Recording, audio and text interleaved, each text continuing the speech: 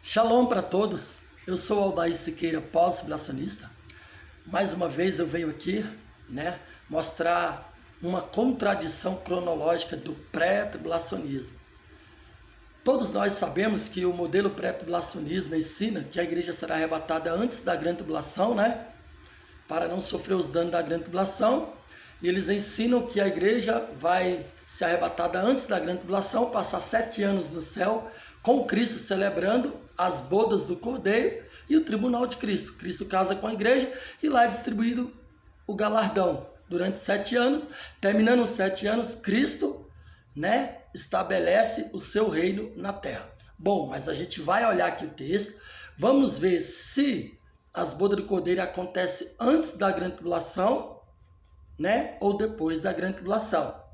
E as taças da ira de Deus? Elas são derramadas antes da grande tribulação, durante a grande tribulação ou depois que termina toda a grande tribulação? Isso a gente vai analisar de uma forma simples, sem complicar, para não dizer assim, mas ele falou lá em hebraico, grego, eu não conheço, eu não consegui entender. Não, é uma coisa muito simples mesmo para que você venha entender. É apenas 2 textos básicos, que a gente vai analisar aqui. Veja só, Apocalipse 15, versículo 6, olha o que diz. E os 7 anjos que tinham as 7 pragas saíram do templo, vestidos de linho puro e resplandecente, e cingidos com cintos de ouro pelo peito. 7. E um dos 4 animais deu aos 7 anjos 7 taças de ouro, cheias da ira de Deus. Aqui são as 7 taças, viu? Fica na sua mente aí as pragas do Egito, lá no Êxodo, que vive para todo sempre. Olha o versículo 8. Olha só o que vai dizer o versículo 8, viu? E o templo encheu-se com a fumaça da glória de Deus e do seu poder. E ninguém podia entrar no templo até que se consumasse as 7 pragas dos 7 anjos. Veja que ninguém pode entrar no templo, ninguém pode entrar no templo, entrar aos céus, entrar no Santo dos Santos, até que primeiro, seja derramado e consumido as 7 taças da ira. Veja que só podem entrar nesse templo depois do derramado das 7 taças. Aqui já é algo bem interessante. Olha o versículo 1. E ouvi, vinda do templo, uma voz que dizia aos 7 anjos: ide e derramai sobre a terra as 7 taças da ira de Deus. Apocalipse 16, versículo 1. É dado uma ordem para que os 7 anjos derrame as 7 taças da ira de Deus. Não é para derramar uma. Olha o que o texto diz: derramai sobre a terra as 7 taças da ira de Deus. Aí eles falam, mas a igreja não pode ser alvo da ira de Deus, porque a igreja é a noiva. Mas e quem disse que a igreja vai ser alvo da ira? Mas vai ser derramado 7 taças da ira, e aí como é que vai fazer? Sim, mas vai ser derramado aonde? Sobre a igreja ou sobre os que têm a marca da besta? É isso que a gente vai ver. Aí diz assim o versículo 2. E foi o primeiro e derramou a sua taça sobre a terra, e fez-se uma chaga má e maligna os homens que tinham o sinal da besta e que adoravam a sua imagem. Aqui já começa a explicar o texto. Por quê? Porque quando vai derramar aqui, o primeiro anjo derrama a sua taça, é derramado sobre aqueles que já estão marcados com a imagem da besta. Então observe que a primeira taça, ela é derramada já no início da última metade, quando o anticristo já está marcando o povo. Não é nem no início da semana, quando toca a primeira trombeta, não. Mas é já na metade da semana, em paralelo com o 5º selo, onde a gente vê as almas mortas, decapitadas, entendeu? Então, olha só, vou ler novamente. E foi o primeiro anjo da primeira taça, derramou a sua taça sobre a terra, e fez-se uma chaga má e maligna nos homens que tinham o sinal da besta. Veja que já estão marcados pela besta. Então as taças, elas são derramadas, não é antes da grande tribulação e nem depois que Cristo arrebata a igreja, mas é derramada exatamente durante a grande tribulação. Meu Deus, será que a pessoa não consegue perceber isso? Agora, olha só aqui, no versículo 3. O segundo anjo derramou a sua taça no mar, que se tornou em sangue, como de um morto, e morreu no mar toda a alma vivente. Olha o versículo 4. E o terceiro anjo derramou a sua taça nos rios e nas fontes das águas, e se tornaram em sangue. Olha o versículo 5. E ouvi o anjo das águas que dizia: Justo és, ó Senhor, que és e que eras, e santo és, porque julgaste essas coisas. Versículo 6. Visto como derramaram o sangue dos santos e dos profetas. Aqui, irmãos, santos é a igreja. Profetas, aqui não é judeu desviado, judeu que não crê no evangelho, né? Como o modelo pré-tribulacionista fala, que os santos aqui não é a igreja. Claro que é. Também tu lhe deste o sangue a beber, porque disso são merecedores. Agora, olha o versículo 7. E ouvi do outro lado do altar, que dizia: Na verdade, ó Senhor Deus Todo-Poderoso, verdadeiros e justos são os teus juízos. Versículo 8. E o quarto anjo derramou a sua taça sobre o sol, e foi-lhe permitido que abraçasse os homens com fogo. Já derramaram 4 taças, né? Agora olha o versículo 9. E os homens foram abrasados com grande calor, e blasfemaram o nome de Deus, que tem o poder sobre essas pragas, e não arrependeram para lhe dar glória. Eles não se arrependem. Agora aqui, ó, foca bem no versículo 10. Aqui também eu quero focar. Apocalipse 16, versículo 10. E o quinto anjo derramou a sua taça sobre o trono da besta. Veja só, já derramaram 4 taças, agora é derramada a quinta taça no trono da besta, mostrando que o anticristo já assumiu o poder, já está marcando o povo e já está reinando. Já é a grande tribulação, a quinta taça, né? Veja só, e o quinto anjo derramou a sua taça sobre o trono da besta, e o seu reino se fez tenebroso, e eles mordiam as suas línguas de dor. Agora, olha o versículo 11. E por causa das suas dores e por causa das suas chagas, blasfemaram do Deus do céu, e não se arrependeram das suas obras. Mais uma vez vai dizer que não teve arrependimento. Olha o versículo 12. É aqui que é o ponto-chave, os últimos 3 versos. Olha só. Não é possível, você que é pré-tribulacionista vai ficar cego e você não quer enxergar essa verdade. Pelo amor de Deus, você está pior do que o cego Bartimeu. Olha só o versículo 12. E o sexto anjo derramou a sua taça sobre o grande rio Eufrates, e a sua água secou-se, para que se preparasse o caminho para os reis do Oriente. Quantas taças? Olha aqui, o sexto anjo. Então já derramou primeira taça, segunda taça, terceira taça, quarta taça, quinta taça, agora aqui, ó, sexta taça. Derramou sexta taça durante a grande tribulação, porque já caiu no trono da besta e naqueles que estão com a marca da besta e não tem o selo de Deus. Consegue ver que são derramadas durante a grande tribulação e não depois que a igreja é arrebatada, aí agora vai derramar as taças e tal. Não, nada disso. E aí, já derramou 6 taças. Falta quanta? Falta a última, falta uma. E a igreja? Uai, o pré-tribulacionismo aqui, no derramar da sexta taça, na visão pré-tribulacionista, a igreja está no céu, que ela já foi arrebatada antes, né? E tem que ficar lá 7 anos. Mas será que Cristo já veio? A vinda de Cristo é a vinda em glória? Visível para todo mundo? É. Mas aí eles falam que não é para arrebatamento. Ah, não, a vinda para arrebatamento é a vinda com o ladrão. E aí é que está o problema. O problema está aqui, ó. Versículo 15, meu amigo. Abre a tua mente. Tu tá pior do que cego Bartimeu. Olha o versículo 15 que vai dizer. Derramou aqui, ó, a sexta taça, né? Aí agora, no versículo 15, vai dizer: eis que venho como ladrão. Veja só. Mesmo tendo derramado 6 taças da ira, já é a grande tribulação, mas Jesus ainda avisa que vem como ladrão. Não veio como ladrão ainda. A igreja não foi arrebatada. E lembra que eu li lá no início que ninguém podia subir e entrar ainda no Santo do Santo antes que seja derramada as 7 taças da ira de Deus? É, meu amigo, você tem que atentar para essa cronologia. Eis que venho como ladrão.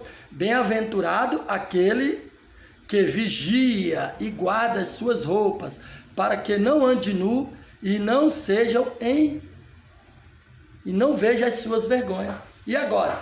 Esse aqui, eis que veio como ladrão. E aí, está falando do arrebatamento ou não é? Você não pode dizer que aqui ele não está falando da vinda para o arrebatamento, porque a vinda como ladrão é conhecido como a vinda para o arrebatamento. Ah não, mas aí ele está falando de outra vinda, da vida em glória, que ele já vem com a igreja, que já estava lá no céu 7 anos. Ué, mas não é como ladrão? Ué, aqui está escrito como ladrão. Se você diz que a vinda que ele vem em glória com a igreja 7 anos depois, é a de Mateus 24, que ele vem em glória, todo mundo vai ver, todo olho verá, mas aqui está escrito como ladrão. E agora, como é que vocês vão explicar isso? É aqui, ó, para o arrebatamento, entendeu? Então assim, é isso que eu queria mostrar para vocês. Quando é que você vai enxergar a realidade? Agora vamos lá, ó, algo interessante aqui, ó. Quero mostrar aqui para vocês. Apocalipse 18 vai dizer sobre a queda da grande Babilônia. Eu quero mostrar algo aqui interessante. Interessante isso para você que é pré-tribulacionista. Veja só, no capítulo 18, ele vai falar algo aqui bem interessante. Ele vai dizer assim, ó, Apocalipse 18, 17. E todo piloto, e todo que navega em naus, e todo o marinheiro, e todos os que negociam no mar, né, se puseram de longe. E vendo a fumaça do seu incêndio, clamaram dizendo que a cidade é semelhante a esta cidade, esta grande cidade. Que cidade é semelhante a esta grande cidade? Desculpe, porque eu não estou enxergando muito bem. Olha o versículo 19. E lançaram pó sobre as suas cabeças, e clamaram, chorando e lamentando, dizendo, ai, ai daquela grande cidade. De qual cidade vocês acham que está falando, meu amigo? Na qual todos tinham naus no mar e enriqueceram em razão da sua opulência, porque numa hora foi assolada. Alegra-te sobre ela, ó céu, e vós santos, olha aqui, santos, quem é esses santos? Apóstolos e profetas. Quando fala de apóstolo, aqui está falando de igreja, viu? Que os apóstolos, né, faz parte da igreja de Cristo. Esquece esse negócio de judeu. Judeu que não crê em Jesus e não crê no Novo Testamento, não é chamado de santos. Alegra-te sobre ela, ó céu, vós santos e apóstolos e profetas, porque Deus já julgou a vossa causa quanto a ela. Veja só, Deus já julgou. Então aqui já teve o julgamento da grande Babilônia. E um forte anjo levantou uma grande pedra como uma grande mó e lançou-a no mar, dizendo, com igual empenho será lançado a Babilônia, aquela grande cidade, e não será mais achada. Está falando da queda da Babilônia, o império do anticristo. E em ti não se ouvirá mais a voz de arpistas e de músicos e de flautas e trombeteiros, e nenhum artifício de arte alguma se achará mais em ti, e ruído de mó, e não se ouvirá mais. Aí ele vai dizer assim, ó, versículo, olha o que ele vai dizer aqui, ó, 23. E luz de candeia não mais luzirá em ti, e voz de esposo e de esposa não há mais em ti, ouvirá, porque os teus mercadores eram os grandes da terra, porque todas as nações foram enganadas pelas suas feitiçarias. Claro que Jerusalém entra nesse contexto. Por quê? Porque Jerusalém casou com Cristo no Monte Sinai ao 3º dia, recebeu as tábuas da lei, teve aliança de casamento, e ela se tornou adúltera, prostituta. Ezequiel vai falar isso, Isaías vai falar isso, né? Porque quebrou a aliança, adorou bezerro de ouro. Então, né? Jerusalém está no contexto, porque é a praça da grande cidade, aonde o Senhor foi crucificado, e espiritualmente se chama Sodoma e Egito. Só que é abrangente, vai abranger também os ímpios, né, do mundo todo, porque é uma ideia oposta a Deus. Então vai falar da queda grande de Babilônia. Pronto, termina aqui o capítulo 18, o último versículo, 24, olha o que vai dizer. E nela se achou o sangue dos profetas. Aí você tem que ligar com aquele texto que Jesus disse, Jerusalém, Jerusalém, que mata os profetas que são enviados a vós. Quantas vezes quis eu acolher vocês como a galinha protege os pintinhos debaixo das asas, mas vocês não querem. Então você consegue ver aqui, ó, que vai falar do sangue dos profetas, fala também de Jerusalém, tá? Jerusalém também está incluída aqui nessa grande Babilônia.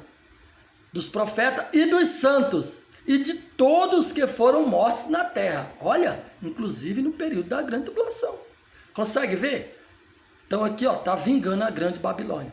Agora, a grande Babilônia caiu, não caiu? Beleza. Caiu a Grande Babilônia, o império do anticristo, final da Grande Tribulação. E aí, o que vai acontecer agora? As bodas já aconteceu 7 anos atrás, né? Na visão pré-tribulacionista, mas será mesmo? Vamos analisar isso agora? O que acontece depois da queda da Grande Babilônia? O versículo 21 já inicia assim, ó. E depois dessas, olha aqui, ó. Isso está no original, tá? E depois dessas. E depois dessas o quê? Depois dessas coisas aqui, ó. Que ele fala nos versículos anteriores. Depois da queda da Grande Babilônia, julgamento da meretriz. O que acontece depois da Grande Babilônia? Aí ele vai dizer: ouvi no céu como uma grande voz de uma grande multidão que dizia: aleluia, salvação e glória e honra e poder pertence ao Senhor nosso Deus. Porque verdadeiro e justo são seus juízos. Pois julgou a grande prostituta. Veja que aqui ele está falando já depois do julgamento da Babilônia, que havia corrompido a terra com a sua prostituição. E das mãos dela vingou o sangue dos servos. Quem é os servos aqui? Servo não fala de igreja, não? A igreja não é serva de Cristo? Os profetas, os apóstolos são servos de Cristo? Pelo amor de Deus. E outra vez disseram: aleluia, a fumaça dela sobe para todo sempre. Caiu a Grande Babilônia. E os 24 anciões e os 4 animais prostraram-se e adoraram a Deus, que está sentado no trono, dizendo: amém, aleluia. E saiu uma voz do trono que dizia: louvai ao nosso Deus, vós todos servos, meu Deus, servos aqui fala de igreja, e vós que temeis, assim pequenos e grandes. Então, esses aqui, ó, servos, pequenos, grandes, que temeis a Deus, não está incluída a igreja, não? Pelo amor de Deus. Aí olha o que ele vai dizer no versículo 6. E vi como uma voz de uma grande multidão. Claro, multidão. O que Jesus falou? Fazei discípulos de todas as nações. Se é de todas as nações, todos os confins da terra, que foram batizados em nome do Pai, do Filho e do Espírito Santo de todas as épocas, é claro que vai ser uma grande multidão, está aqui. E como voz de muitas águas, e como voz de grandes trovões, que dizia: aleluia, pois já o Senhor Deus poderoso reina. Olha essa palavra aqui, ó. Já o Senhor poderoso reina. Aqui não está dizendo já o Senhor poderoso Deus vai reinar. Não, não é vai reinar no futuro, reina. Está apontando para o milênio. Já foi estabelecido o reino. Depois da grande tribulação, depois da queda da grande Babilônia, aí agora ele já reina. Se ele já reina, o que vai acontecer nesse reino? É exatamente as bodas do Cordeiro, que o pré-tribulacionista fala que não, que já aconteceu 7 anos antes. Vamos mostrar agora. Versículo 7. Regozijamo-nos e alegremo-nos e demos-lhe glória, porque vindas são as bodas do Cordeiro, e já a sua esposa se aprontou. Meu Deus, você vai viver, meu amigo, igual o cego de Jericó, sem querer enxergar a realidade. Aqui o Senhor já está reinando. Reina, é o milênio estabelecido. Aí fala: vindas são as bodas do Cordeiro. O texto não diz: terminadas são as bodas do Cordeiro. Passou-se 7 anos. Não diz isso. Você queria ver isso aqui, né? Terminou 7 anos. Não. Vindas no presente são as bodas do Cordeiro. E já sua esposa se aprontou. A noiva se apronta para casar ou para terminar o casamento? Ah, não, a noiva se aprontou porque ela vai terminar um casamento que começou 7 anos antes da grande tribulação. Que ignorância é essa? A noiva se apronta para iniciar o casamento. Quando ela termina o casamento, ela já está suada, ela já está suja, alguém já pegou com a mão suja no vestido, né? Aí já teve bolo, já se sujou, já está toda suada, já dançou, já festejou. Se aprontou, a esposa se aprontou. Aprontou para casar, não é terminar. E o versículo 9, mais uma vez confirma: disse-me, escreve, bem-aventurado aqueles que são chamados à ceia das bodas do Cordeiro. O que é boda de Cordeiro? Casamento. Uai, mas isso acontece aqui, ó, quando o Senhor já reina. As bodas acontecem no reino, no milênio. Lembra que Jesus disse: não bebereis mais desse fruto da vide comigo, até que venha beber comigo no reino do meu Pai? Ele apontou para o milênio, entendeu? Uai, mas se já passou 7 anos e as bodas do Cordeiro, o tribunal foi celebrado, né, 7 anos antes da grande tribulação, durante o período da grande tribulação na terra, Por que aqui está falando isso? Já o Senhor reina e agora vindas são as bodas do Cordeiro. Então tá aí, eu deixo essa reflexão para você. Agora, se você for humilde, se você tem o Espírito de Deus no seu coração, se você quer defender a palavra, o Evangelho, se você não quer defender revista de escola bíblica dominical, defender ministério, posição que você possui, se você não quer defender um status, ou pastor, ou a sua denominação, mas quer defender a verdade, você vai pensar, rever os seus conceitos e começar a estudar de uma forma diferenciada, analisando para o que a palavra diz. Não importa o que você aprendeu, o que a sua igreja defende, o que a revista da escola bíblica diz. Se você leu a revista da escola bíblica e você viu que tem contradição, você tem que ter humildade de falar. Não importa se você vai ser barrado, se o ministério não vai gostar, se não vai mais deixar você dar aula, você ensinar, ou você vai se vender, ou você vai ser um hipócrita, um fariseu, de querer se vender para não perder uma posição do ministério que você tem, pastor, presbítero e tal. Não, meu amigo, é a verdade, nada contra a verdade. Diz aí para mim, as bodas acontecem antes ou depois? Tá aí, eu te mostrei a cronologia. Agora você fica no engano se você quiser. Que Deus te abençoe.